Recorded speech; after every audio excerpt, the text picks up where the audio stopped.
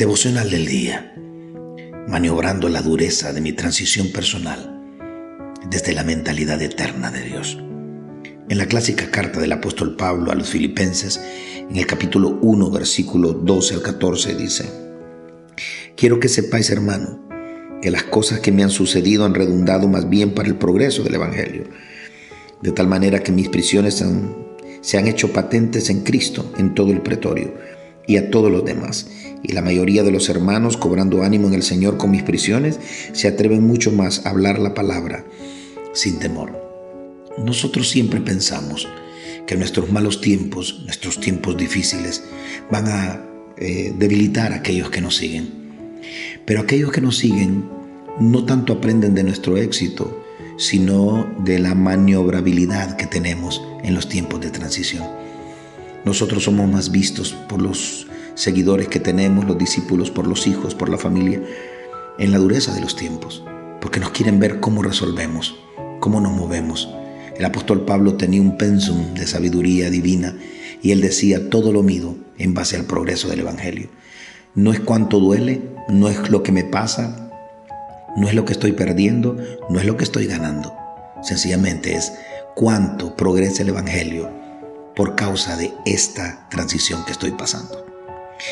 Nosotros, cuando vivimos y nos desenvolvemos en la sociedad, en la vida de la iglesia o en la vida empresarial, en la vida familiar, nos daremos cuenta que todos llegan a un lugar buscando algo que ganar.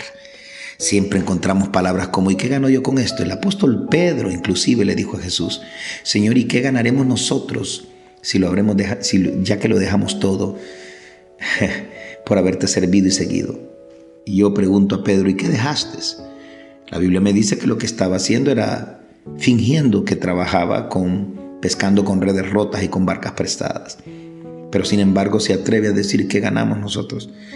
Nosotros encontramos en la iglesia gente que siempre nos hace esa pregunta. Unos tienen la osadía, mórbida, de hacernos esa pregunta, y otros la hacen en silencio con sus actitudes y sus acciones. ¿Qué gano yo al estar aquí?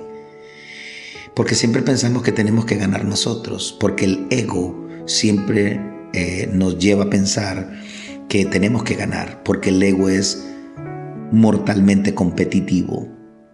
El ego no hace nada sin esperar algo.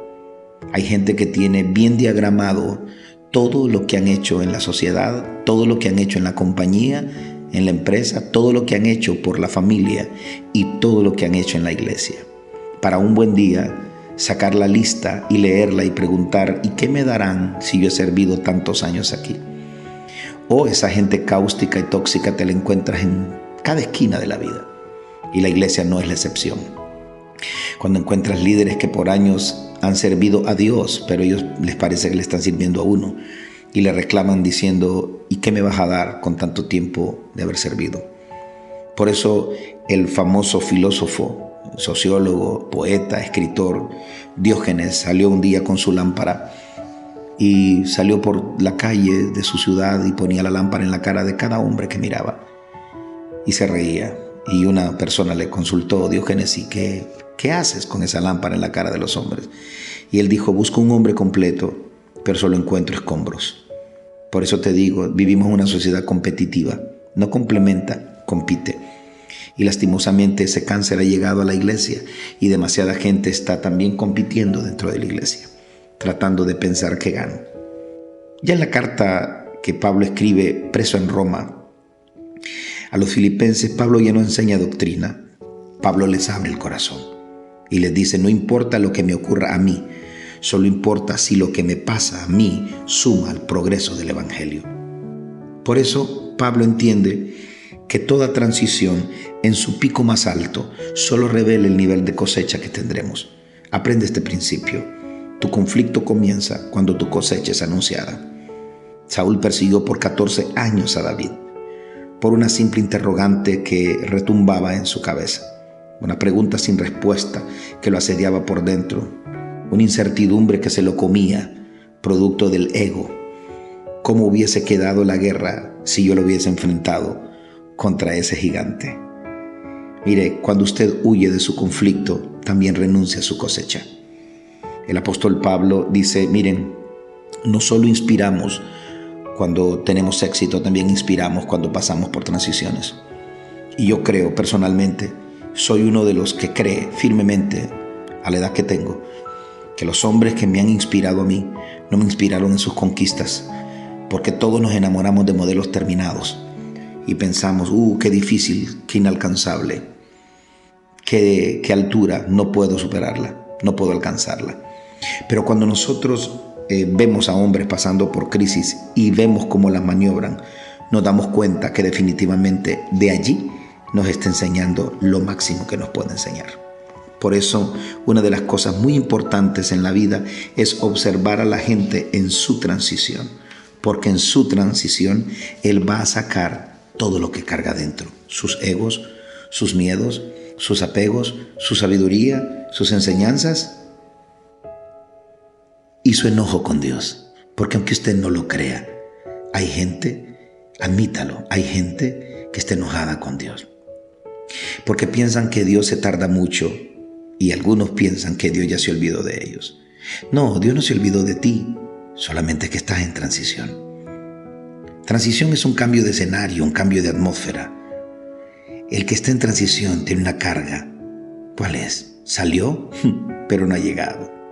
Por eso toda transición es molesta y toda transición es confusa, porque pensamos que el que nos dijo ve, en el proceso se olvidó de nosotros. Y comenzamos, como no queremos culpar a Dios por un asunto de culpa cultural, entonces comenzamos a culpar a otras personas y normalmente culpamos al líder. Hoy yo he tenido mucha gente alrededor mío que me culpa de no haber coronado sus llamados, porque piensan que soy yo el que los tiene que llevar a la cima. No, tú eres el profeta de tu profecía y tú eres el guerrero de tu guerra. Lo duro de la transición es que no te dice lo duradero del proceso, simplemente te habla de la promoción, pero no te dice cuánto va a costar. Y una de las cosas que tienes que tener claras en este proceso, como la tenía el apóstol Pablo, es que nunca confundas aflicción con transición. Mira David fue ungido como rey, pero en el capítulo 18 de 1 Samuel él sigue pastoreando ovejas. Parecía que estaba en el olvido. Porque muchas veces estarás ungido para cosas grandes, pero no tendrás el reconocimiento todavía porque estás en transición. Era ungido, pero sin posición. Miren, hay transiciones personales que no se acaban hasta que se acaba la transición del país. Es extraño esto, ¿no? Pero si no lo hace Dios así, tú no orarías por tu tierra, por tu patria, por tu familia. Solo orarías por ti mismo. Sálvame a mí y que todos se hundan. Y nosotros por eso vemos a hombres como a Moisés en Éxodo 10, 24 al 26, donde le dice aquí salimos todos. Estamos hablando de patriarcas. Un patriarca piensa en el rebaño, piensa en la manada, no solo piensa en sí mismo. Por eso Jeremías 29, 7 dice: procurad la paz de la ciudad donde os hice traspasar y rogad por ella al Señor, porque en su paz también tendréis paz vosotros. ¿Qué ha pasado en esta pandemia y por qué las transiciones de algunos se pusieron más duras de lo que estaban? Porque solamente están orando unilateralmente, personalmente, egocéntricamente. Pablo dice: mis prisiones. Pablo toma para sí su aflicción, pero no toma para sí la victoria. Él dice: mis prisiones están colaborando en el progreso del evangelio, y los hermanos están tomando fe, están tomando osadía, coraje, para pelear, tomando como base esta resistencia que yo tengo en medio de mi aflicción. Nadie quiere saber nada de un hombre que esté en transición. Nadie. ¿Sabe por qué? Porque en ese tiempo el hombre mismo se pone confuso, enredado. Pero aquí Pablo está claro en lo que quiere. Pablo sabe que está ungido y que está maduro. Que el conflicto es gigante, pero que el conflicto lo único que hará es sacar la unción en reserva que él lleva dentro para poder decirle a la aflicción y a la transición: te voy a cruzar. Me gusta Pablo porque mientras más grande entiendo yo en la vida de Pablo es tu llamado, más grande es tu conflicto. Pablo entiende su llamado, por eso comprende su conflicto. La gente que se queja del conflicto es porque no conoce su llamado. La gente que se queja de la dureza, de la transición, es porque no conoce la cosecha que se le anunció. Y voy a decirte una cosa que no se te puede olvidar nunca. Tú no mueres en transición, porque Dios no ha terminado contigo. Tú morirás en tu mejor temporada. Pablo dice, yo pasaré por esta cárcel, pero no moriré en ella. Sí, yo sé que a nadie le importa tu situación cuando estás en transición, pero yo te digo algo, hay gente que tiene orden de ayudarte hasta que termines la transición. Dios no te contesta muy rápido en transición, pero entiende que tampoco te desecha. Por eso es muy importante entender que esto que estás pasando, de alguna manera, está inspirando a otros. Por eso tus heridas se vuelven tu ministerio. Porque son tus heridas, tus cicatrices de guerra, las que inspirarán a otros cuando pasen por ahí diciendo, yo te vi cruzar a ti y también voy a cruzar yo porque aprendí de ti. El apóstol Pablo dijo, yo peleé contra fieras en Éfeso. Jesucristo se batió contra la muerte, se batió contra el infierno y se batió contra, ¿qué? Contra todos los demonios habidos y por haber, contra el imperio de Roma. Pero él dijo, definitivamente, yo voy a atravesar esto. Por eso Jesucristo entendió, escucha esto, entendió que muy pocos entienden tu transición. Va de nuevo, Jesucristo entendió que muy pocos entienden tu transición. ¿Sabes por qué? Porque solo a ti se te prometió lo que se te prometió y nadie escuchó lo que a ti se te prometió. Por eso nosotros tenemos una idea muy superficial de lo que es la resurrección. La resurrección de Jesús es más que lo que nosotros pensamos de un buen hombre levantándose de la muerte. No. Jesucristo, siempre que se determinó algo, lo logró, no importando el proceso de la transición. Porque Él es el alfa y el omega, pero en medio de alfa y omega es posible que se levanten tormentas, fieras, demonios, infiernos, pero está garantizado el final. Cuando Jesús, que se me ocurre Marcos 4:35, se determinó ir al otro lado, se levantó una gran tormenta, porque he aprendido que cuando la posición se te entrega, la oposición aparece. Por eso Pablo dijo, no me importa pelear con fieras en Éfeso, porque yo sé muy bien que las tormentas de la vida vienen para dos cosas, o para acercarme a Dios o para alejarme de Él. Y yo tengo que tener claro hacia dónde Dios me lleva. Miren, nosotros vamos a tener tormentas en la vida por desobedecer a Dios, pero también tendremos tormentas por obedecer a Dios. Hay tormentas por apartarse de Dios y hay tormentas por haberte acercado más a Dios. Entonces la pregunta es, bueno, entonces, ¿qué sentido tiene? Si son tormentas para acercarte a Dios, no te vencerá. Por eso es que Jesucristo no le habló a un efecto climático, le habló a un espíritu inmundo. Y le dijo, tú vienes para separarme de Dios, porque eso es lo que ocurre en la transición. La gente quiere separarse de Dios y detrás de toda tormenta en la vida hay un agente espiritual del infierno que la está gerenciando. ¿Pero para qué viene la tormenta? Para quitarte el deseo de ir al otro nivel, al otro lado y que regreses a la orilla. Es demasiado tarde para retroceder. Alejandro Magno, cuando llegó a las costas de Fenicia y vio que sus enemigos le triplicaban en número, dio una orden. Se paró sobre un monte alto y dijo, quemen las naves. Si alguien quiere regresar a casa, solo hay una forma de regresar a casa, en las naves de nuestros enemigos. ¿Por qué razón? Porque cuando Dios se la jugó contigo, Él espera que tú te la juegues por Él. Lo más importante en la vida no es lo que está contra ti, lo más importante es quién va contigo en tu barca. Jesús manejaba inteligencia espiritual, mucha ciencia espiritual. Él dijo, esta tormenta no viene para matarme, ni tampoco vino mientras yo estaba enseñando en tierra firme. Vino hasta que yo dije, pasemos al otro lado. Eso significa que algo voy a recuperar que está perdido. Y esto es lo que te quiero dejar en tu corazón en este devocional. Tiempos de recuperación son los que vienen y por esa causa es que la transición se ha puesto muy dura. Recuerda, tú eres una persona que no va a morir en transición. Y si parece que está muerto todo, tus sueños, tu plan, tu llamado, tu compañía, tu empresa, esto tiene el poder de resurrección. La resurrección es la certificación legal que un hombre llevado a la miseria humana puede alcanzar grandeza. Miren, la resurrección hizo a Jesús el primero en levantarse de la derrota, de la muerte, para que tú no seas el último en quedarte caído. El día que Dios te creó fue el día de mayor gozo en su vida, ¿Cómo lo hizo? Con amor. Así como lo hizo con Adán.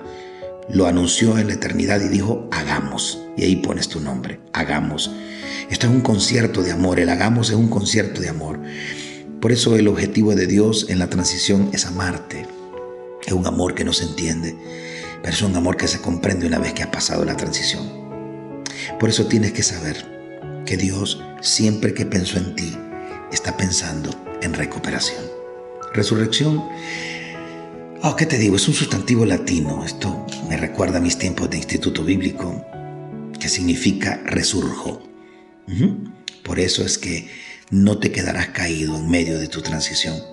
Por eso yo no estoy hablando sobre el evento de la resurrección, ni sobre la revelación de la resurrección, ni tampoco sobre el poder de la resurrección. Estoy hablando sobre la unción de resurrección.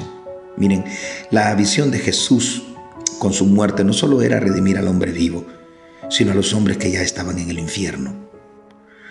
Por eso Él dijo, voy a atraer el pecado hacia mí, porque solo hay una forma de entrar al infierno, y es el pecado. Y cuando entró ahí dijo, denme sus pecados, porque voy a entrar y los voy a liberar. Estas caídas, estas levantadas, estos raspones que llevas, estas cicatrices en tu alma, en tu conciencia, en tu piel, en tus finanzas, solamente son el vehículo que Dios va a usar para liberarte a ti y liberar a otros.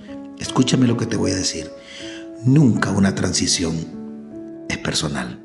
Siempre es colectiva. Tú la sientes personal, pero trae beneficios colectivos. Uno entra a la transición, pero muchos salen del atolladero. Por eso Pablo dice, yo estoy afligido en la cárcel de Roma, pero con mi aflicción muchos están siendo inspirados, movilizados, empoderados, entusiasmados, para que el evangelio corra y el progreso del evangelio se ejecute. Cuando pases esta transición y llegues a los tiempos de Navidad y te veas cenando con tu familia, sabrás lo que este devocional quiso decirte, que este no es tu final. Es el momento duro quizá de tu transición, pero espérate un momento, que tiempos de recuperación vienen para tu vida. Por lo tanto, es importante que entiendas este principio y que lo pongas por obra, lo creas y atesores en tu corazón y lo almacenes de tal manera que entiendas que Dios no ha terminado contigo. Mientras la transición no termina, la promoción no comienza. Te bendiga, bendiga.